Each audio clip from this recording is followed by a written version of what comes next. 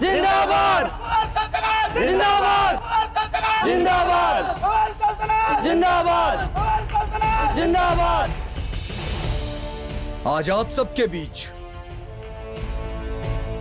यहाँ कुछ ऐसन बाड़े जे पहले जंग में जा चुकल बाड़े, जे जंग लड़ चुकल बाड़े, और कुछ ऐसन भी बाड़े जे पहला बार जंगे मैदान में कदम रखी है, लेकिन जो एक बात कायम रहे और हमेशा रही हुई कि आप सब मुगल सल्तनत के सिपाही बानी, जे कबो शिकस्त ना खैलस, और हमके भी हमेशा फतेह चाहिए। एक खातिर जौन एक सवाल हमरा जहन में बा, जौन हमके आप सबसे करे के बा, आज हम आपसे करब कि आप सबके खातिर का मायने रखेला, जंग में दुश्मन के खून बहाइल या मरते दम तक लड़ल। बोली शहंशाह, बोली शहंशाह। गलत। हम आप सबके कुर्बानी कब होना चाहनी। आप सबके मुगल सल्तनत के फौज खातिर चुनल गईल बा, उम्दा तालीम दिहल गईल बा, बेहतरीन हथियार दिहल गईल बा। हम कबो ना चाहब कि आप लोग बेफजूल में आपन जान खर्च करें। मुगल सल्तनत के कोनो भी सिपाही के जान इतना सस्ता नहीं खे जौन इतना आसानी से खर्च कर दिहल जाए। आप सबके मुगल सल्तनत के हिफाजत करे के बा, ओकर दुश्मन से जंग करे के बा, ओकर दुश्मन के खून बहावे के बा। लेकिन हम चाहता नहीं कि आप लोग में इतना समझ होके कि आप अपन दुश्मन में फर्क पैदा कर सके। दुश्मन के रियाया, ओकर औरत, ओकर बच्चा लोग, ओकर बूढ़ा कबो दुश्मन ना हो खेले। खातिर हम ना चाहेली कि कबो भी कोनो भी मजलूम पर शमशीर उठावल जाए। हम एगो गाजी फौज के साथ साथ एगो समझदार फौज चाहतानी। हम चाहतानी कि आप अपन दुश्मन के दिल में ऐसा खौफ पैदा करी कि वो नींद में भी चैन से सो ना सके, और अपन दोस्त लोग पे, वो मजलूम लोग पे, उनका दिल में ऐसा इज्जत पैदा करें कि वो बेखौफ होके जी सके। मुगल सल्तनत जिंदाबाद जिंदाबाद जिंदाबाद जिंदाबाद। बहुत खूब जलाल, एगो सच्चा और काबिल शहंशाह के तराज बात के लिए बड़ा रुआ। ये जरूरी भी बाबड़ अम्मी, समय समय पे घोड़ा के लगाम खींचे के चाहिए, ना तो ओकरा मुकालता हो जाएला कि ओकरा ऊपर केहू सवार नहीं खे। बड़म्मी, जब सवेरे सवेरे हम रहीम के साथे पतंग उड़ावत रहनी तो हमके एक बात महसूस भई कि पतंग उड़ावत समय ओकर डोर हाथ में होके के साथ साथ नजर भी ओकरे पे होके के चाहिए। काहे कि अगर नजर हटल तक कब ओकरा के काट ले जाई पता भी ना चली। एक खातिर पतंग जब तक शान से उड़ी, लोग आपके तरफ देखी, आपके वाहवाही करी, लेकिन जैसे ही पतंग कटी, आपके नजर ओकरा पर से हटी, वो गिरत पतंग के साथ साथ लोग आपके भी गिरल नजर से देखिए। ये मुगल सल्तनत के फौज उह पतंग के डोर के तरह बा, जौन हमेशा हमरा हाथ में रही, हमार नजर हमेशा इनकरा पे रही। याद आई उस दिन जब रुआ बहुत छोट रहे इतना से, बाकी अब देखी अब बढ़त दिन राउर काबिलियत, राउर शोहरत बढ़ल जा रहल बा। फक्र बिया जलाल हमके रउआ पे, आए दिन हमके रउआ पे पहले से ज्यादा फक्र हो खेला। हम मानी ले कि राउर रग में हमार खून नहीं खे, बाकी हमार दूध रउआ के पाले बा।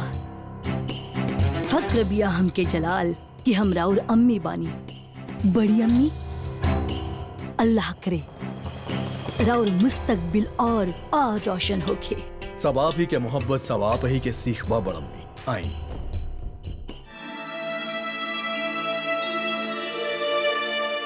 प्रणाम अम्मी जान। जियत रहा, आवा बैठा।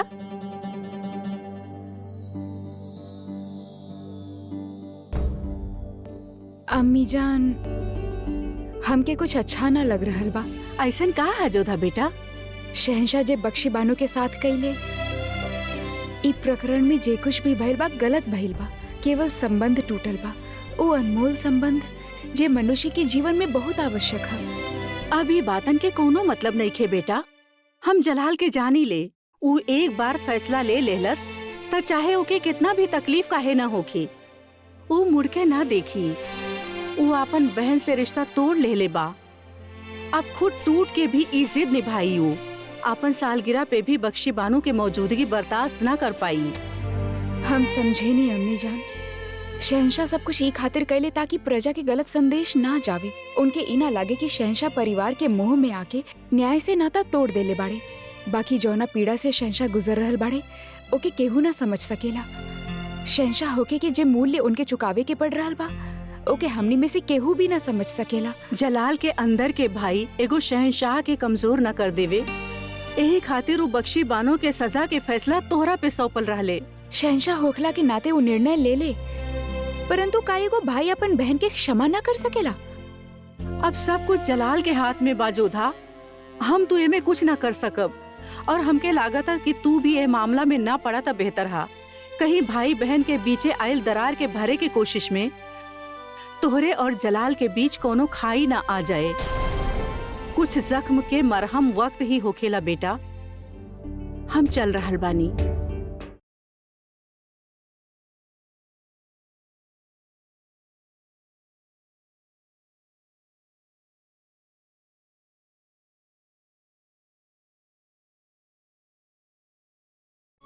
हर बात समय पे छोड़ल ना जा सकत अम्मी जान।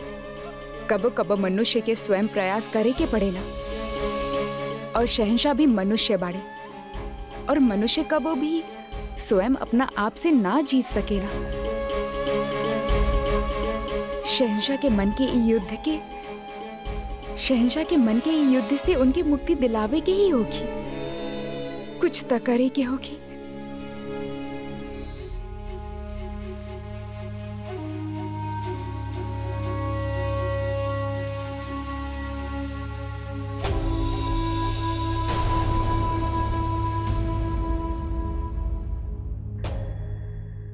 भाईजान हम आपके कह चुकल बानी कि हम आपके चेहरा भी ना देखे चाहता, नहीं तो आप काहे आइल बानी यहाँ? भाईजान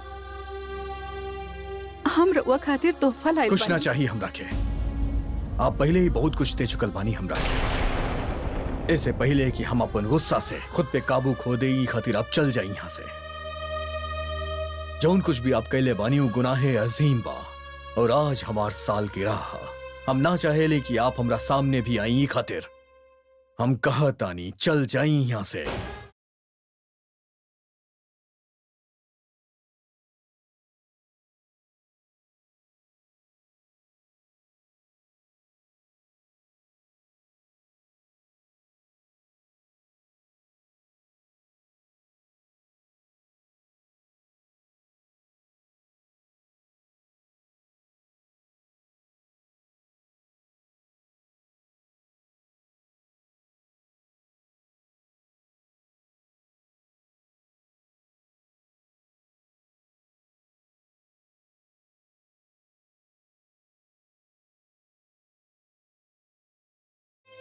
क्षमा चाहतानी शहंशाह,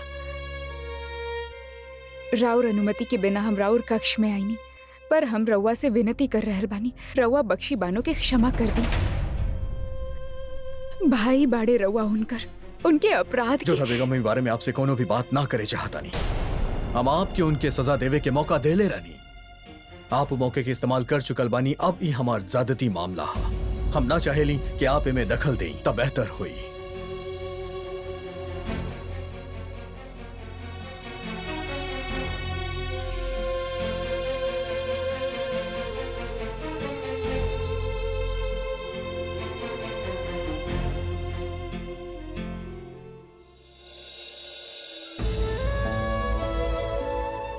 हम कहनी ना जोधा बेगम ही हमार ज्यादती मामला हा। हम ई मामला में आपके दखल ना चाहेली। शहंशाह, अपराध खातिर अपराधी के दंड मिले के चाहिए। यदि केहू और के ऐसे पीड़ा होके तो वो दंड उचित नहीं खे। न्याय ठीक से ना भइल बा। बख्शी बानो से नाता तोड़ के रउआ न खाली उनसे क्रोधित बाड़े, बल्कि अपना आप से क्रोधित बाड़े, हमसे क्रोधित बाड़े, पूरा संसार से क्रोधित बाड़े। यही से हम रउआ से विनती कर रहल बानी, उनके क्षमा कर दी। क्षमा करब बहुत बड़ वीरता के बात होखेला शहंशाह। कर दी उनके क्षमा।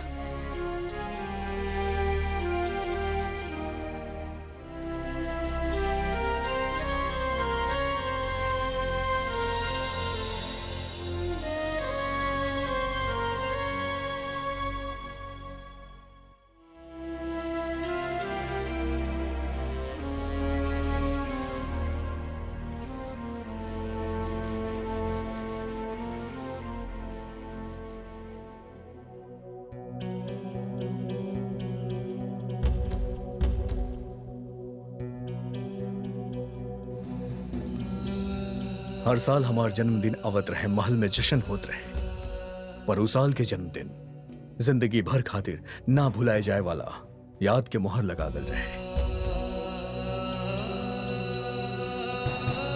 हमके आज भी याद बा, हमार जन्मदिन के तैयारी हफ्ता भर पहले शुरू हो गई रहे। हम कहाँ जानत रहनी कि वो दिन हमार जिंदगी के पूरा तरह से बदल के रख देई।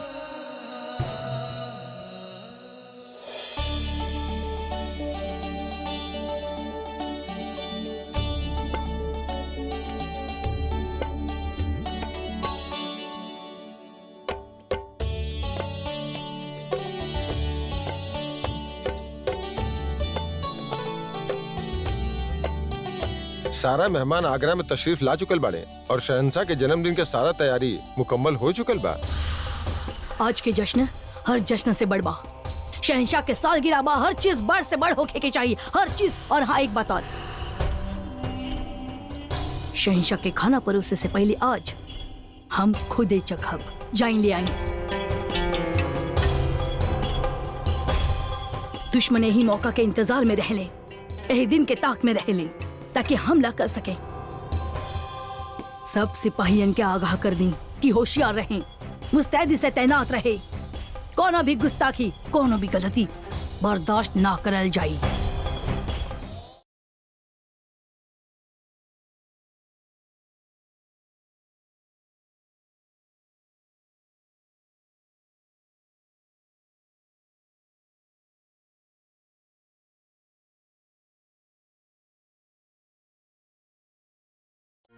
सलाम वालेकुम अम्मी जान, आप यहाँ? जियत रहा जलाल, खुदा तोहार उम्र 1000 साल करे। सालगिरह मुबारक होखे जलाल। हम चाहतानी बेटा कि आज के दिन सल्तनत में खैरात और तोहफा तकसीम करल जाए, कैदियन के रिहा कर देहल जाए। आपके हुक्म के तामील हुई अम्मी जान। शहंशाह जलालुद्दीन मोहम्मद जिंदाबाद, सल्तनत मुगलिया जिंदाबाद, बादशाह सलामत। जिंदाबाद।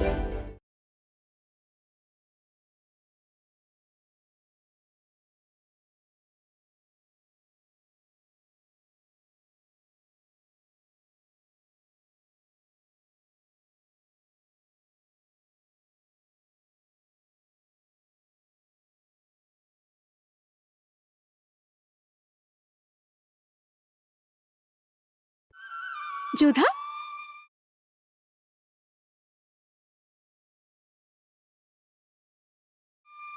पता है जोधा, सारा महल में शहंशाह के जन्मदिन के उत्सव के वातावरण बा। रसोई घर में पकवान बन रहा बा, अतिथि लोगन के आगमन हो चुकल बा, सब और तैयारी हो रहा बा। सब केहू यह सोच रहा बा कि शहंशाह के प्रसन्न कैसे करल जाए। मोती, तनी इनके तो देखा। कान्हा की मूर्ति? मूर्ति ना, ई बांसुरी और मोर पंख जे शहंशाह हमारे जन्मदिन पे हमरा के भेंट देले रहले। सबसे अधिक वो हम पे विश्वास कैले और सबके सामने हमार मान भी रख ले। मोती, हम कब से सोच रहे बानी कि शहंशाह के जन्मदिन पे हम उनके कौनो ऐसन भेंट दी जे जीवन भर उनके स्मरण रहे, पर हम समझ ही ना पा रहे बानी कि ऐसन कहा दी।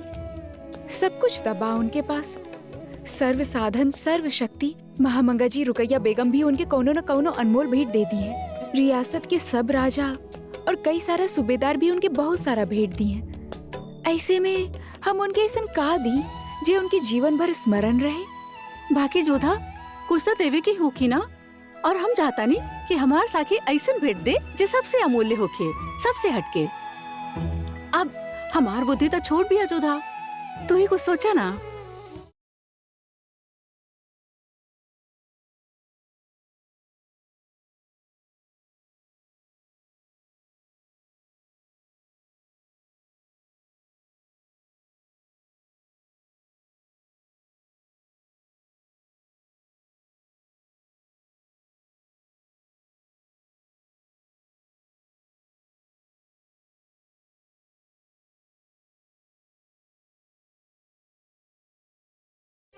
बादशाह के सालगिरह मुबारक होखे। हुजूर पे हमेशा खुदा के रहमत बनल रहे।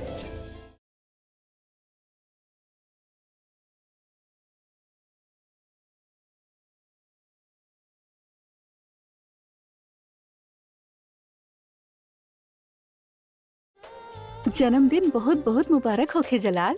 शुक्रिया। हर साल की तरह तो हमारा जन्मदिन ना भूलो और हम अपन रस्म ना भूलो।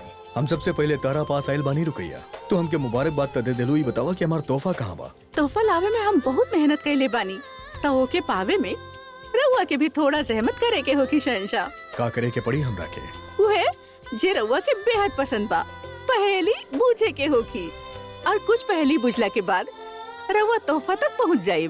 हर एक पहेली रउआ के एक सीढ़ी ऊपर ले जाई। सीधे सीधे हमके तोहफा काहे ना दे देवेली? काहे कि मेहनत कैला के बाद तोहफा पावे के जे खुशी होखी वो बेहद कीमती होखी। चला हम रउआ खातिर ई खेल थोड़ा आसान कर देता नी। हर पहेली रउआ के आपन अजीज तक ले जाई और ओकरे पास होखी अगला पहेली, और आखिर में रहीम रउआ के आखिरी पायदान तक ले जाई हैं। हमके लागेला ई तोहफा बेहद ही खास बा। ठीक बा, बताई हमार पहला पहेली। ठीक बा, त सुनी।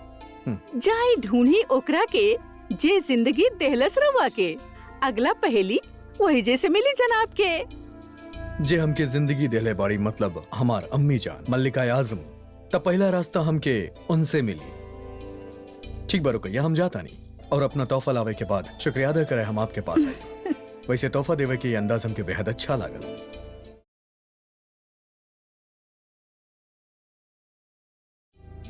लीही शहंशाह तो चुटकी में पहला पहली सुलझा देले। हम बनैले ही ऐसन रहनी, काहे कि हम चाहतानी कि जलाल जल्दी से जल्दी हमार तोहफा तक पहुँचे। बादशाह जलालुद्दीन मोहम्मद तशरीफ ला रहल बाड़न। सालगिरह मुबारक हो शहंशाह। रउआ ऐसा ना करी शहंशाह, रउआ हमने के बादशाह बानी, हमने के सलाम मत करी। हमें को बादशाह बाद में बानी, हम उस शख्स बानी जिकरा आप पाल पोस के बड़ा करे। आपके औहदे को बादशाह के औहदे से कहीं बड़ा बा। आप एक सलाम के हकदार बानी। हम सबके तरफ से ये तोहफा बा जलाल।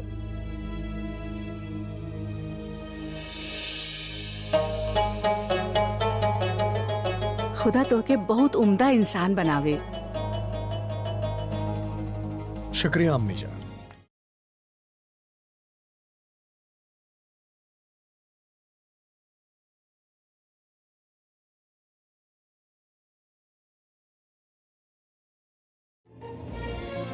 शुक्रिया सलीमा बेगम, हम आपके तोहफा कबूल कई, मगर ऐसे बर तोहफा वो बेशकीमती मशवरा रहे जो जोधा बेगम के मामले में आप हमके देनी।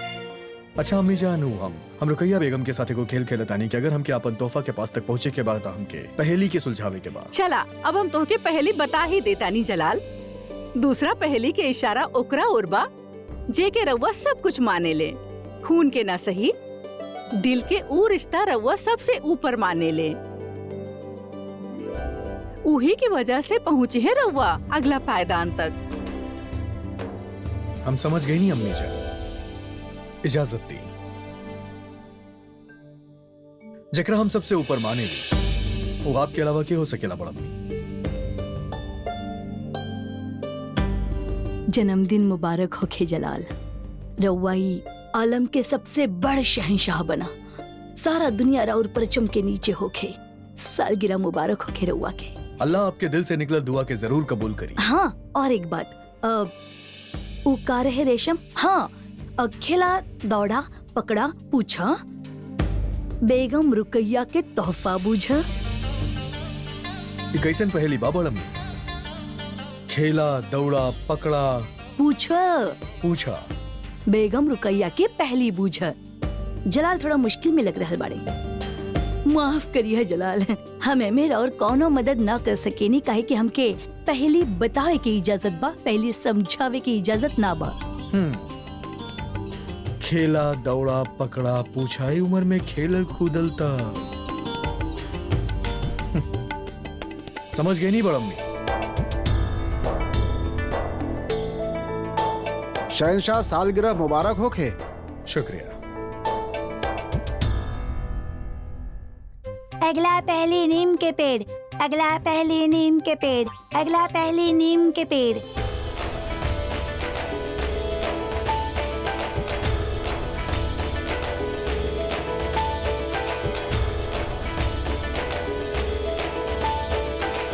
अगला पहली कान से पेड़, अगला पहली तुलसी के पेड़, अगला पहली तुलसी के पेड़। सलाम अलैकुम खाने खाना, कैसन बानी आप? सलाम शहंशाह, जन्मदिन मुबारक होखे। देखिए हम रउआ खातिर तोहफा तैयार कइले बानी। बहुत खूब खाने खाना, शुक्रिया। हम सुनले बानी कि रुकैया बेगम के पहले में आप भी शामिल बानी। अच्छा भाई रउआ जल्दी आ गए। हम सुबह से पहले याद करत रहनी, अगर भूल जाती तो। तब बताई वो पहेली का बा? अगला पहली तुलसी के पेड़। जा ढूंढा तुलसी के पेड़ के पास, रउआ के मिली एगो तोहफा खास। हमार काम हो गई, हम जाता नहीं खेले। सलाम। भागा दौड़ा पकड़ा, ये कैसन पहेली बनैले बाड़ी रुकैया बेगम? तुलसी के पेड़।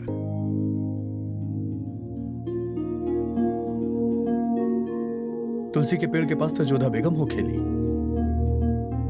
कमाल बा रुकैया बेगम, अपन पहेली में आप जोधा बेगम के भी शामिल कर ले।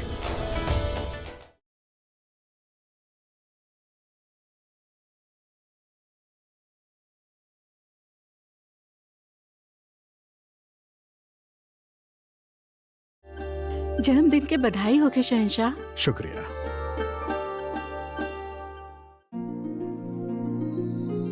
का आप हमके हमारे जन्मदिन के मुबारकबाद ना देब? बधाई होके। सिर्फ बधाई की उम्मीद ना रहे, आप हमके हमार तोहफा देब या आप भी कोनो पहेली बताई? का सोचता नहीं जोधा बेगम, बताई हमारे जन्मदिन के तोहफा पावे खातिर हमके का करे के पड़ी, कहाँ जाए के पड़ी? अगली पहेली का बा या फिर अगला निशान का बा? कैसन पहेली? ना हमरे पास कोनो पहेली बा और ना ही कोनो संकेत।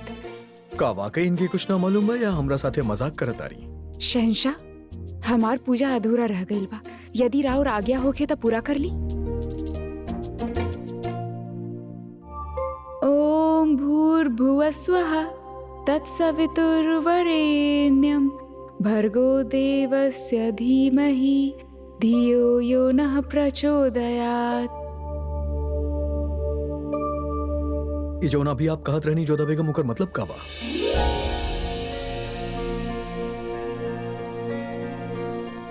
ऐसे काहे देखा तानी, हम तो बस जाने चाहत रहनी कि एकर मतलब का बा।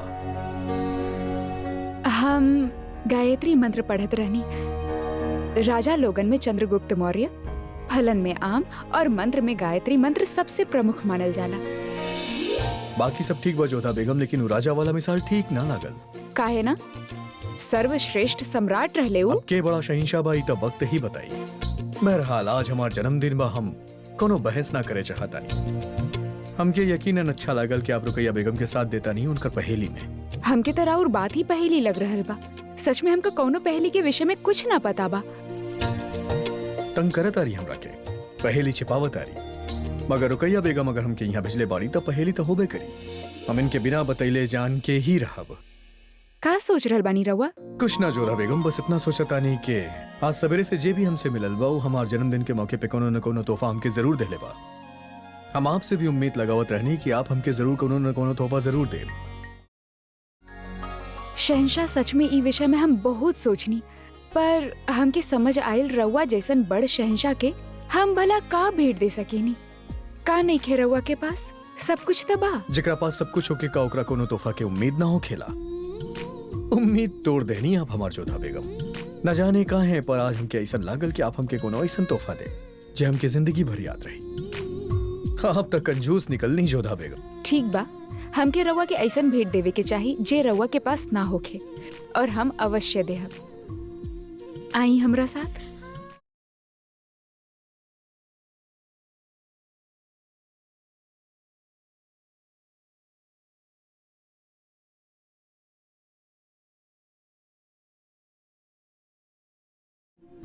हमार तोहफा तो तैयार बाप, खामखा इनकार करत रह।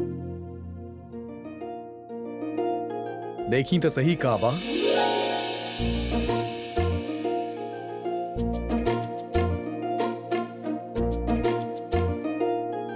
ये हमार तोहफा बा ना, परंतु रउआ एके पहन के रउआ अपन वास्तविक भेंट तक पहुंच पाई। एके पहन के रउआ आगरा के प्रजा के मध्य जाइब और उनकर महत्व के, उनकर आवश्यकता के समझब, तबे रउआ के अपन भेंट मिल पाई। दिक्कत का बा आप औरत लोग के? केहू चाहेला कि हम यहाँ जाई, केहू चाहेला हम वहाँ जाई, और रुकैया बेगम चाहता नहीं कि हम महल घूमी, और आप चाहता नहीं कि हम आगरा के बाजार में घूमी। ठीक बा, हम पहिन ले बेकरा के, देखल जाए हमार किस्मत में का लिखल बा।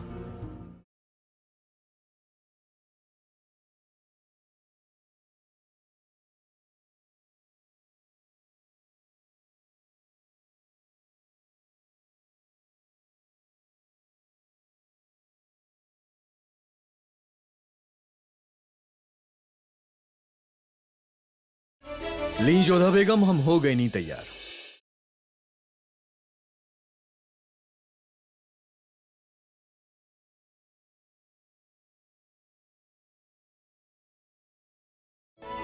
आप भी? जी, जे भेंट हमके रउआ के देवे के बा ओकरा ला हमके भी यही वस्त्र में रउआ के साथ जाए के होखी। अब चली।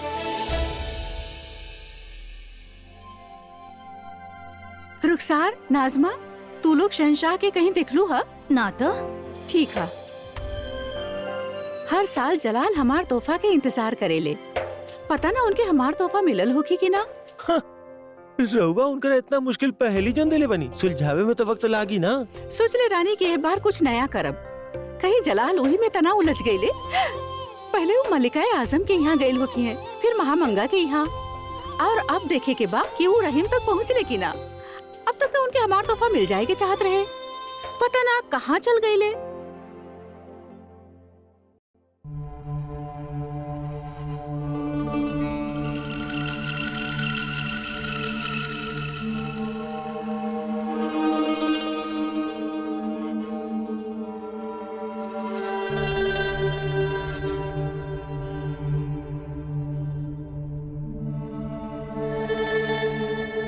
तस्लीम, अरे रउआ, आदाब। आई ना। बहुत अच्छा बर्तन बनावे लो। शुक्रिया। आई, अंदर आई।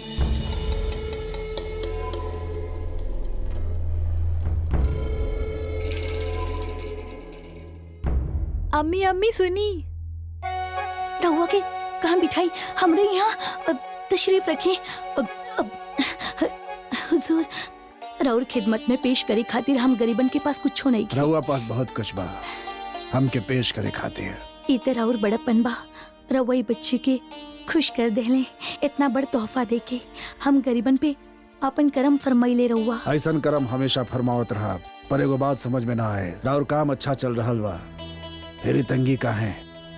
का बताई हम हुजूर, एकर वालिद के नशा के लत बा, उही में सारा कमाई चल जावेले। अच्छा, राउर शौहर कहाँ बाड़न? वहाँ बैठल बाड़े।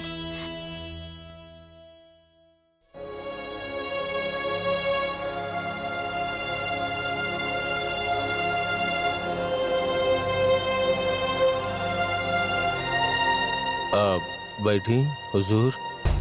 बहुत खूब, सही प्यादा मिलल बा हमके।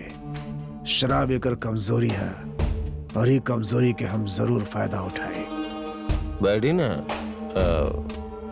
का बात बा, परेशान लग रहल बाड़ा? हुजूर, हमरा पास राउर हर मुश्किल के इलाज बा। कबो हमरा साथ बैठा, हमके भी राउर तरह शराब के शौक बा। हुजूर, कहाँ आसमान, कहाँ बंजर जमीन, कहाँ हम, कहाँ रहुआ। हम तो राउर पैर के धूल बानी हुजूर, फिर भी ना चीज राउर का खिदमत कर सकेला। रउआ हमार खिदमत में बहुत कुछ कर सके नहीं। आई, का और कैसे सही वक्त पे बताए रउआ के। हम सोच रहल बानी रउआ लोगन के एगो बेहतर जिंदगी दी, मालवा ले जाई, जहाँ राउर के बेहतर काम मिली, और इनके हम किलेदार बनाए। हुजूर, बहुत बहुत शुक्रिया। रउआ तो हम गरीबन पे अपन रहम में बसा देले। हम रउआ पर कोनो रहम ना कहनी है। हम ऐसे ही सूबेदार ना बनल बानी, जे भी काम करे नी ओमे अपन फायदा देखे नी। यहाँ से गुजरत रहनी, तस्लीम के देखनी तो रुक गई नी, सोचनी के तस्लीम के वालिद से मिलनी। वैसे आप लोग शहंशाह के जश्न में आ रहल बानी ना, तस्लीम के भी ले आई है। ठीक बा, ए ली। ऐसे अपना खातिर और तस्लीम खातिर अच्छा कपड़ा ले लिया।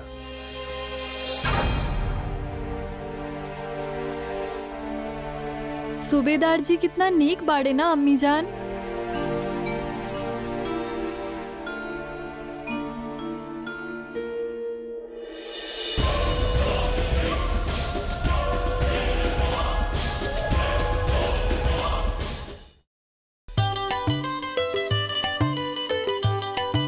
हमनी के बादशाह सलामत रहे, या अल्लाह हमनी के बादशाह सलामत रहे। अरे आवा आवा आवा सब लोग, आज बादशाह के सालगिरह बा।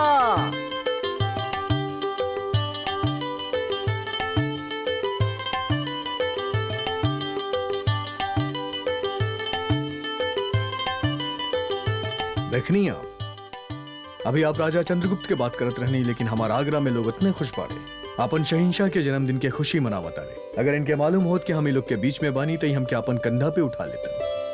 अगर हमें लिबास ना पहले होती तो। बात खाली राउर वस्त्र के नइखे शहंशाह, ये लोग रवा के ऐसे ना पहचान पा रहल बाड़े काहे कि रवा के पास राउर तलवार और राज मुकुट नइखे। यदि दोनों राउर पास होखत त लोग रवा के पहचान लेती। आपके कहे के का मतलब बा कि लोग हमरा से ज्यादा हमार शमशीर, हमार ताज के अहमियत देवेले? महत्व ना, भय बा लोगन के राउर तलवार और राउर मुकुट से। राउर प्रजा रउआ से डरेली। तो फिर भी ठीक बा, लोगन के डराए के चाहिए शहिंशाह से। तो फिर रउआ के ईमाने में का समस्या बा कि वास्तविक महत्व राउर तलवार और राउर मुकुट के हा। कबो कबो हम आपके बात समझ न पावेली जोधा बेगम।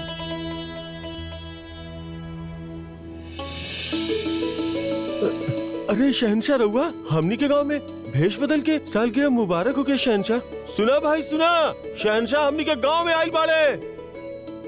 देखनी आप जोधा बेगम, ई हमके बिना लिबास के पहचान ले ले। रउआ उहे देख रहल बाड़े जे रउआ के प्रत्यक्ष दिख रहल बा। रउआ ऊ न समझ पा रहल बाड़े जे उनके मन में छिपल बा, रउआ के प्रति भय।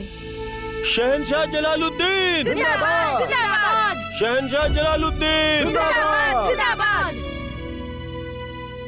अब का कहब जोधा बेगम, आप देखिए ये लोग कितना खुश बाड़े। अब यदि रउआ आत्म प्रशंसा में लगल रहब तब भेंट पावे में विलंब हो जाए। अब चली। शहनशाह जलालुद्दीन शहनशाह जलालुद्दीन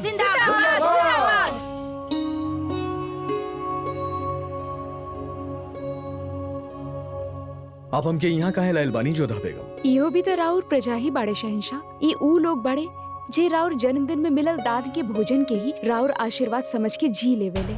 इनके पास ना तो अच्छा वस्त्र बा और ना ही इतना धन बा कि रवा के कोनो भेंट दे सके। चली जोधा बेगम, बहुत प्यास लगल बा। रवा के तभी प्यास लग रहल बा, परंतु इनकर तो सबसे बड़ समस्या ही प्यास है। हम कुछ समझनी ना। समझ जाए तनी इनसे बात ता करी। काई भी हमार तोहफा तक पहुँचे के कोनो पहेली बा?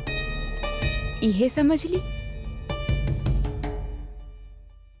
राउर शहंशाह रवा सामने खड़ा बाड़े, रवा इनके बधाई दे सकेले।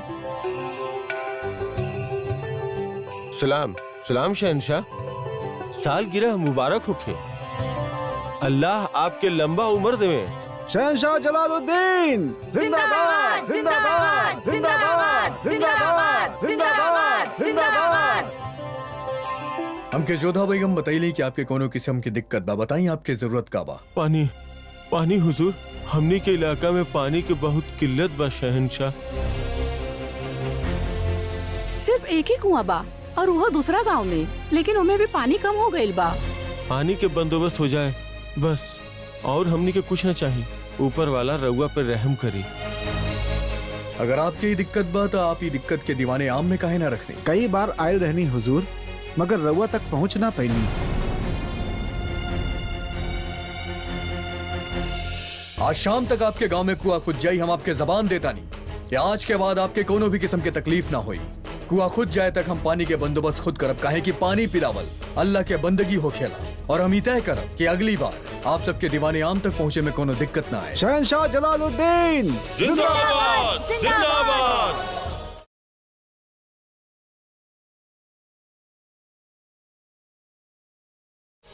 अब तो बता दी कि हमारा तोहफा कहाँ बा? धीरज रखी, राउर भेंट है, राउर जन्मोत्सव से पहले रवा के मिल जाए, परंतु उसे पहले रवा के रुकैया बेगम के पहली सुलझावे के बा। उनकर अधिकार पहला है, तो उनकर भेंट रवा के पहले मिले के चाहिए। बाकी हमके प्रसन्नता भइल कि आज रवा अपन प्रजा के भेंट देले। शहंशाह जलालुद्दीन जिंदाबाद। जलाल अब तक हमरा पास आइले का है ना? पता ना वो अब तक रहीम के पास पहुँचले होगी कि ना। हम सुन ले बानी रहीम के छुप जाए की आदत बा। हाँ, का हाल कैले बाड़े हूँ। कभी टोकरी में छिप जावेले, कभी कमरा में। ई बार ना जाने कहाँ छुप के बैठल हुई है शैतान कहीं के। हाँ, का हाल बा उनकर। अरे खुदा खातिर अपन जुबान पे लगाम दा। एक फरिश्ता जिसन बच्चा के शैतान कहे में शर्म नहीं किया तू लोग के हैं? अरे बच्चा ही तबा खोजो करा, कहीं ना कहीं तो मिल जाए। जा जा जा खोजो खोजो, जा जा।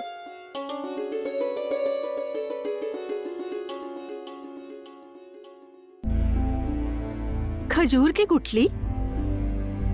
खजूर तो रहीम के बहुत पसंद बा।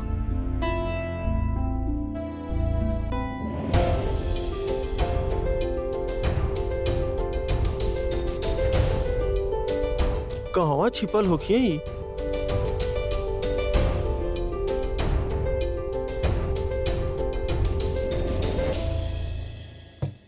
अच्छा, ता रउआ एजे छिप के बैठल बाड़े और पूरा हरा में रउआ के ढूंढल जा रहल बा। रहीम, सुननी ना रउआ, ई का मजाक है रहीम? वहाँ हरा में रउआ के ढूंढल जा रहल बा और रउआ यहाँ बैठ के खजूर खा रहल बाड़े। खजूर बहुत मीठा बा अम्मी जान। अच्छा, खजूर के मीठापन रउआ के याद बा, बाकी जे हम रउआ से कहले रहनी उ याद नहीं खे। रउआ का कहले रहनी, हम भुला गईनी। ठीक बा, लागत सलीमा बेगम के बतावे की पड़ी। बहुत खुशी होके उनकी कि हम जे रउआ के काम देले रहनी उ रउआ भूल गईले। यहाँ बैठल बैठल छिप के खजूर खा रहल बाड़े। रउआ रुकी, हम अभी जाके बतावतनी।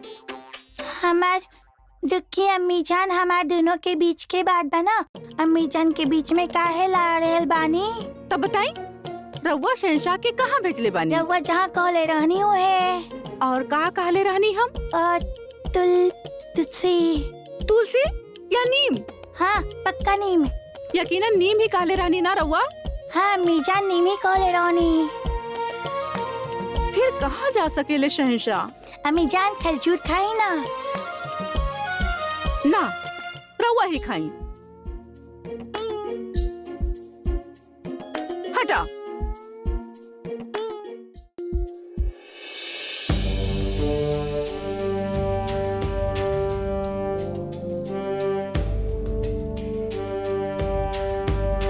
सालगिरह मुबारक हो के शहंशाह। शुक्रिया अदका साहब। हुजूर, आज रउआ ई लिबास काहे पहनले बानी? जन्मदिन के तोहफा बाद का साहब जन्मदिन पे ही पहनल जाई। आपकी तरह जोधा बेगम की तोहफा के देख के हम भी सोच में पड़ गए रहनी अदका साहब। बहरहाल बताइए, आपके चेहरा पे ये परेशानी का है? कुछ ना हुजूर, कई घंटा से आपके कोनो खबर ना रहे तो हमनी के फिक्र लागे लगल रहे। मुआफ करिए अदका साहब, हमें इत्तला कर जोधा बेगम के साथे बाहर जाए के चाहत रहे। लेकिन कहवा हुजूर? देखिए अदका साहब, आप उनसे ज्यादा दुनिया दिखले बानी, आप बेहतर समझेली कि बीवी के अपन शोहर के आगे पीछे घुमाए में बहुत मजा आवेला, फिर चाहे वजह कुछ भी होखे। खैर, हमके भी आपसे एगो काम रहे। जी। हम चाहता नहीं कि हर हाल में एगो कुआं खुदवावल जाए, चाहे कितना भी सिपाही लगे, इजाजत बा, लेकिन हर हाल में एक काम हो जाए के चाहिए। समझ ली कि हमारे जन्मदिन के मौका पे हमार ख्वाहिश बा ये आपसे। राउर ख्वाहिश हमार सबसे बड़ा फर्ज है, हुकुम के तामील होखी।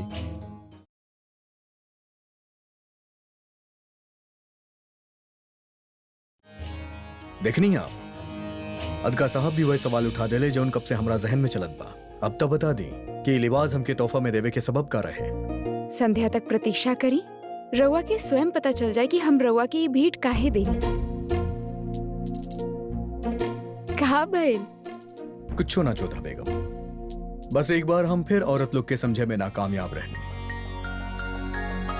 वहाँ रुकैया बेगम उनके तोहफा के पावे में हमके पहली में उलझा दिले बड़ी, और यहाँ हम आपके ही तोहफा से जूझतानी।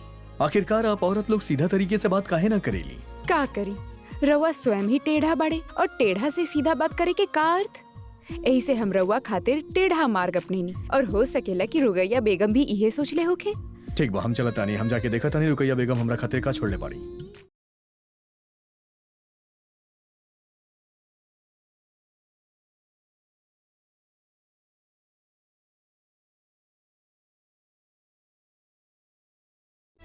सालगिरह मुबारक हो के शहंशाह। सालगिरह मुबारक होके बादशाह सलामत। सालगिरह मुबारक हो गई शहंशाह। शहंशाह आज कैसे लिबास पहनले बड़े? इतना सादा लिबास जैसे आम रियाया होके, वो अपन सालगिरह के दिन। सलाम अलैकुम शहंशाह। वालेकुम अस्सलाम खाने खाना। आप हमके इतना हैरत से कहे दिखता है? हमका केहू भी देखी रहुआ के अपन सालगिरह पे केहू ऐसन कपड़ा पहने ला का। बस तोहफा की इज्जत देता नहीं खाने खाना। ये तोहफा हमके आपके छोटा अम्मी जान देले बानी। ऐसन तोहफा?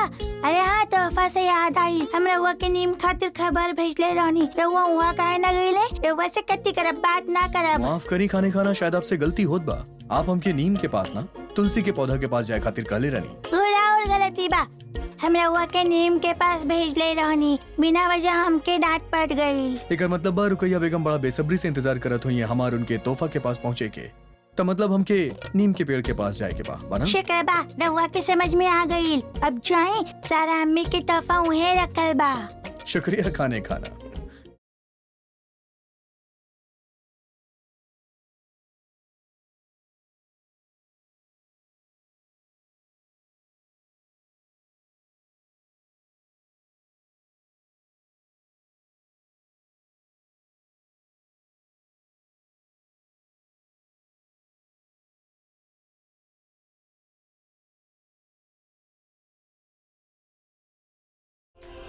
सुभानअल्लाह रुकैया बेगम, आपके तोहफा वाकई काबिले तारीफ है। सबसे नायाब